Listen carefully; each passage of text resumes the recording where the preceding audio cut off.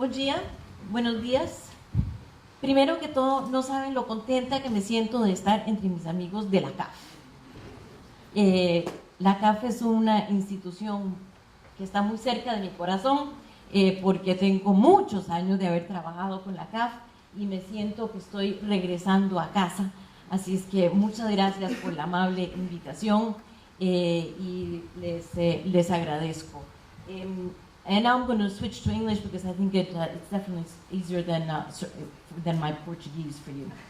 I would like to start not only by saying I feel completely at home here in CAF, but to congratulate CAF for what perhaps is already history and hence people don't talk about it anymore. But CAF was the first regional development bank, the first, okay? The first regional development bank that established a carbon program way back in 1991. And I think this really speaks for the leadership, the vision that CAF has had and continues to have.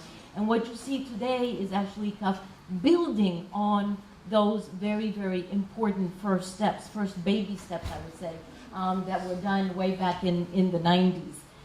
So again, my thanks for what CAF has been doing since such a long time ago.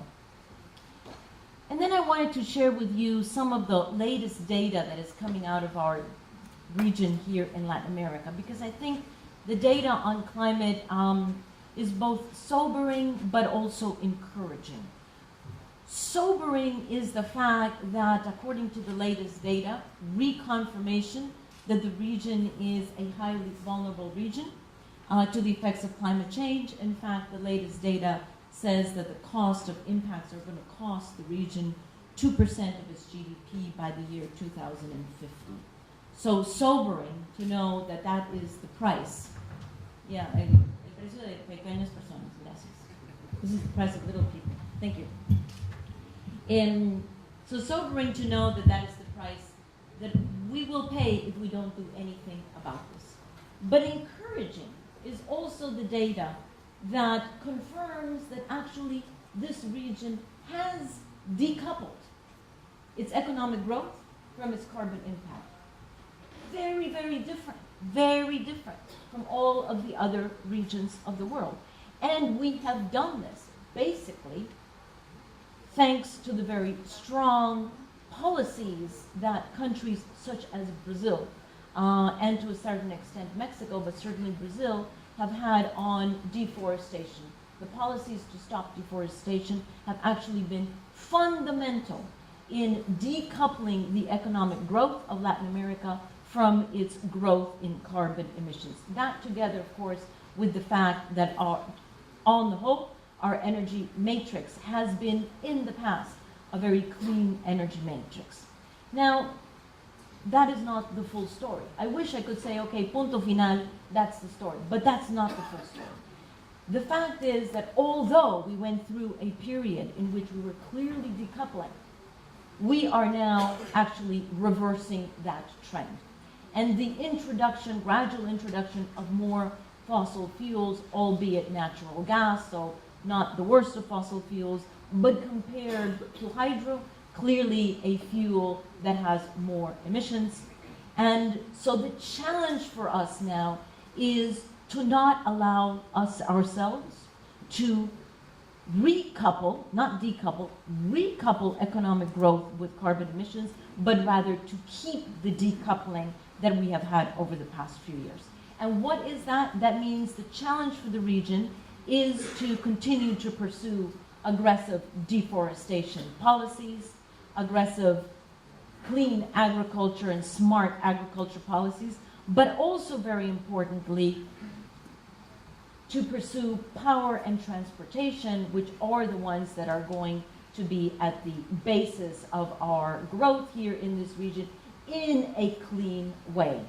That is not going to be easy because the same data shows that the investment in order to maintain our decoupled growth is going to cost us 0.6% of our GDP to 2050. That means that is additional cost to the cost that we're anyway going to be putting into power and to transportation, into the whole infrastructure.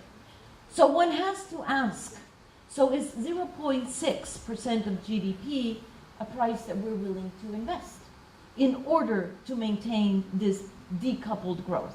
Well, I would argue that it is, but that it's not going to occur without a very, very fundamental and very focused effort on the part of both governments and private sector. So macro, that is the challenge that we have. Now, coming to this wonderful event here today, what does it mean? What does it mean to be willing to invest at 0.6% of GDP?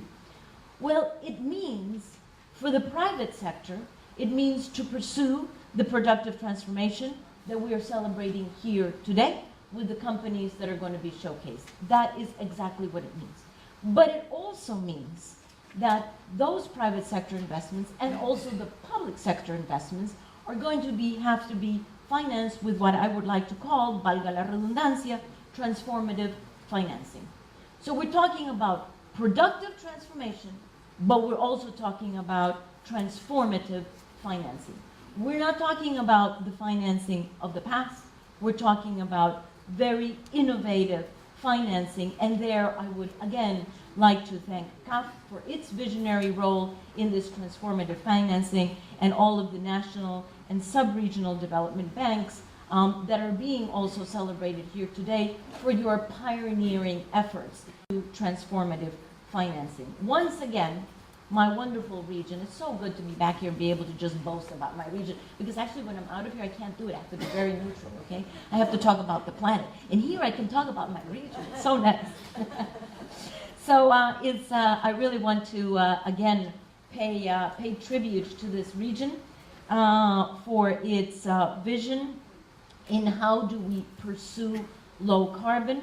I am convinced that the time has come for this region to, again, take the leadership at the international level, because we did so 10 years ago, and this is the time in which we, again, have to take the leadership and show the world how we are really going to pursue this. Why is this important? Because at the international level, we are now poised for the most important decision that humanity has ever faced. And I'm not exaggerating that. I think the fact that out of Durban, countries said, number one, we're going to go into a second commitment period of the Kyoto Protocol. Very fundamental, because it keeps the industrialized countries in the lead. So very fundamental. But countries also realize that that Kyoto Protocol only covers 10 to 12% of global emissions, and we need much more. So they reconfirmed their pledges. All industrialized countries plus 48 developing countries, covering 80% of global emissions, but only on a voluntary basis. And so the government said, well, that's okay, but we need much more than voluntary, because we need certain certainty. So then they took the most important step that they took in Durban, and that is to say, by the year 2015, we will have negotiated a global agreement, a universal agreement that will be binding to all, and that will be supportive to developing countries in their mitigation and their adaptation. And furthermore, we are going to commit ourselves to looking at how can we raise the ambition, not starting in 2015, not in 2020 when that agreement should go into place, but right now. But that means that the governments of the world are facing the most challenging task that they have ever faced.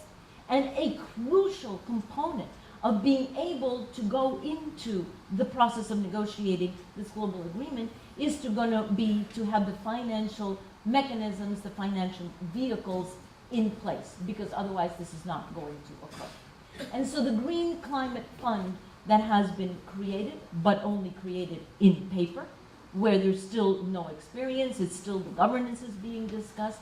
The Green Climate Fund is frankly, once the board is there, because the board still hasn't been put together, but institutionally, this Green Climate Fund is going to be thirsty for concrete examples of what transformative financing can be. This Green Climate Fund is going to be looking around to the different regions of the world and saying, please tell us, what have you learned? What are your pioneering experiences? Where have you failed? Where have you succeeded? How do we put in place all of these innovative financing mechanisms that we talk about, but we actually need to practice them to see if they're actually going to work? And in this respect, I would like in advance to thank CAF and the other banks that are working on these pioneering efforts, because I am fully convinced that the Green Climate Fund will turn to Latin America. And if it doesn't, I sure hope Latin America stands up and says, we have experiences here. So please, as soon as this fund is ready to go, and we hope that that will be now in Doha, I really encourage all of this fantastic experience of both how do you do transformative production here in the region, in the private sector, because that's going to be a very important part of the Green Climate Fund. So productive transformation in the private sector, how do you do it, lessons learned, and secondly, what financing vehicles have been used and are being considered as transformative financing, two of the most important inputs that the Green Climate Fund is going to need, and I'm proud to say the Latin American region will be able to provide that. So I thank you for all of your good work. I thank you for everything you have done, but more than anything, I thank you for much more that you will do, because honestly, we've taken a few steps, but we are far from our target. So I thank you for what you've done, and I thank you for what you're going to do in the future.